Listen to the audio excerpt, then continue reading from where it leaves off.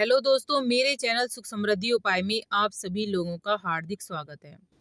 जैसा कि तुलसा जी जिस घर में होती हैं वहां पर कभी भी धन की कमी नहीं रहती है, सकारात्मकता रहती है। और कहते हैं कि जिस घर में तुलसा जी रहती हैं वहां कभी विपत्ति नहीं आती है। विपत्ति आती है तो सबसे पहले तुलसा जी पर वो विपत्ति आती है। तुलसा जी सूखने लगती हैं, इनके पत्ते पीले पड़ने लगते हैं, लगातार पानी डालने के बाद भी सूखने लगती हैं।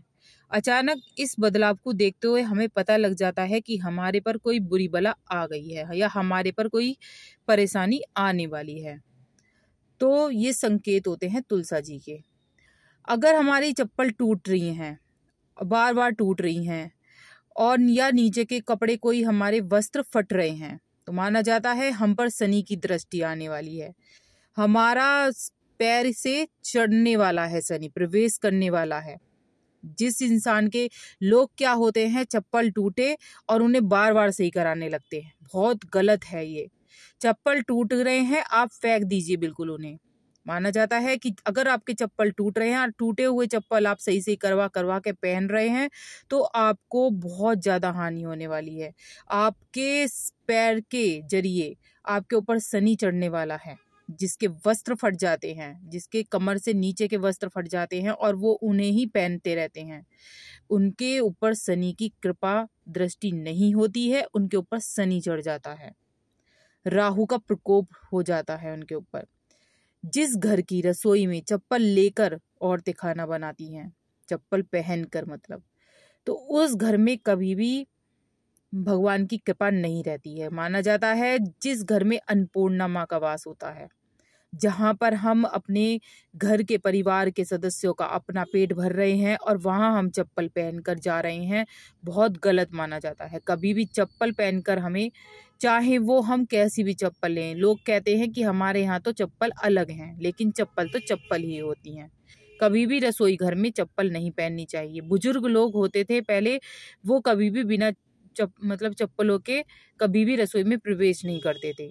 तो कभी भी आपको चप्पलों के साथ प्रवेश नहीं करना चाहिए अपने रसोई घर में, बहुत ही गलत माना जाता है। अगर आपको बिना चप्पलों के नहीं रहने की आदत है तो मोटा सा वहां पर एक आसन डाल लीजिए रसोई में, वो भी चप्पलों का ही काम करेगा, लेकिन चप्पल कभी नहीं पहननी चाहिए।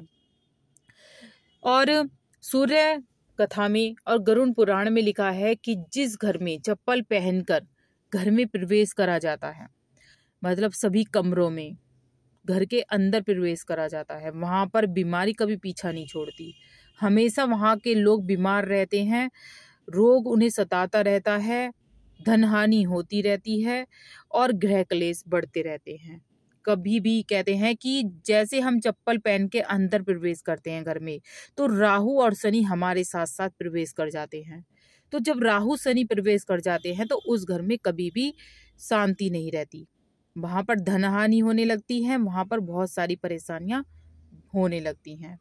लोग क्या करते हैं, भगवान की पूजा के लिए चप्पल पहन के प्रसाद बनाने लगते हैं।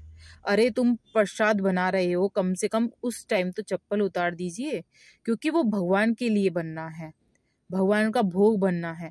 कभी भी चप्पल पहन के भगवान का भोग नहीं बनाना चाहिए और ना ही चप्पल पहन के रसोई घर में जाना चाहिए।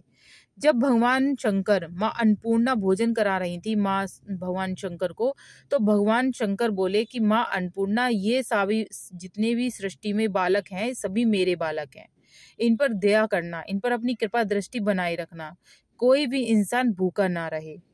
तो माँ अन्नपूर्णा ने कहा, मैं जो भी कोई गृहिणी, जो भी कोई गृह लक्ष्मी रसोई घर में प्रवेश करे, खाना बनाएगी, तो मैं उसके शरीर में प्रवेश कर जाऊंगी और मैं अन्नपूर्णा बनकर सबका भरण पोषण करूंगी।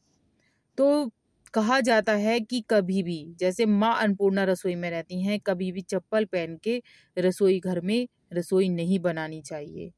माँ का विशेष स्थान होता है रसोई में, तो कभी भी रसोई घर में चप्पल जूते लेकर नहीं घूमना चाहिए, ना ही अपने घर के अंदर। जब भी आप घर में प्रवेश करें, प्रवेश करते ही सबसे पहले कॉर्नर में चप्पल उतार दीजिए जब अपने घर में अपने कमरों में प्रवेश करिए, क्योंकि माना जाता है जिस घर में चप्पल सारे में लेकर डोलते हैं उस घर में राहु की दृष्टि, राहु और शनि एक साथ प्रवेश कर जाते हैं और आपके घर में कलह क्लेश और कहते हैं ना बहुत ही ज़्यादा अभाग्य शुरू हो जाता है आपके घर का। तो आपको विशेष ध्यान रखना है कि चप्पल जूते हमेशा बाहर ही रहें। तुलसी दल अगर आपके घर में जरा सी भी जल्दी जल्दी सूख जा रही हैं, पानी डाल रहे हैं फिर भी सूख जाती हैं, माना जाता है कोई विशेष तकलीफ आने वाली है आपके घर में या किसी नेगेटिविटी का जन्म हो गया है आपके घर में। तो इस चीज का बहुत विशेष ध्यान रखना है। पूजा पाठ करिए और तुलसी माता को बदल दीजिए। और कहा जाता है जिस घर में तुलसा जी घनी रहती हैं, जिस घर में तुलसा जी घनी रहती हैं वहां पर माँ लक्ष्मी का वास रहता है, वहां पर हमेशा सुख समृद्धि रहती है, वहां पर सूर्य शनि कभी भी प्रवेश नहीं कर पाते, ना ही कोई बीमारियां सताती हैं। अगर आप किसी भी देवता का पूजन कर रहे हैं, मान लो शंकर जी का कर रहे हैं, राधा कृष्ण जी का कर रहे हैं, या किसी का भी कर रहे हैं, आप जिसको भी आप अपना इष्ट देव मानते हैं, मैं ये नहीं कहूंगी कि किसका, आप जिसको भी, लड्डू गोपाल का, किसी का भी, आप राधा कृष्ण जी का या खाटू श्याम का या किसी जी, हनुमान जी का, किसी जी भी भगवान का आप स्मरण करते हैं, पूजा करते हैं, तो उनसे रिश्तेदारी बनाइए, उनसे विशिष्ट संबंध जोड़िए। कहते हैं कि जब हमारे प्राण छूटते हैं तो हम जब ऊपर जाते हैं तो हमसे सीधा संबंध पूछा जाता है, आपने किससे संबंध रखा?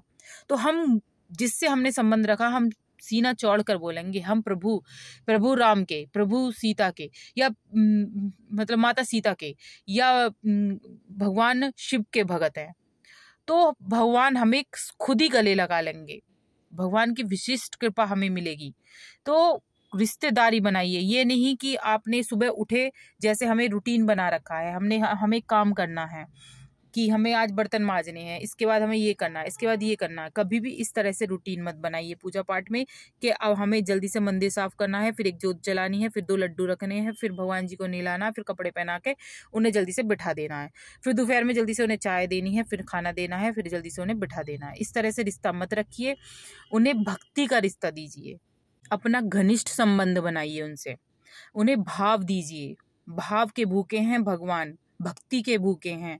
ये नहीं कि आपने ये दिया वो दिया, इस चीज के कुछ भूखे नहीं है भगवान। हमेशा दान करते रहिए अपने हाथों से। कहते हैं अपने हाथों से दिया हुआ दान किसी भी समय हमें काम आ सकता है। अगर कहते हैं कि निर्जीव जो होते हैं, जैसे कि जीव होते हैं, उन्हें खाना दीजिए। जो बोल नहीं सकते, कहते हैं जैसे कुत्ते हैं, गाय हैं, इन चीजों को, चींटी हैं, इन्हें खाना खिलाइए, पक्षी हैं।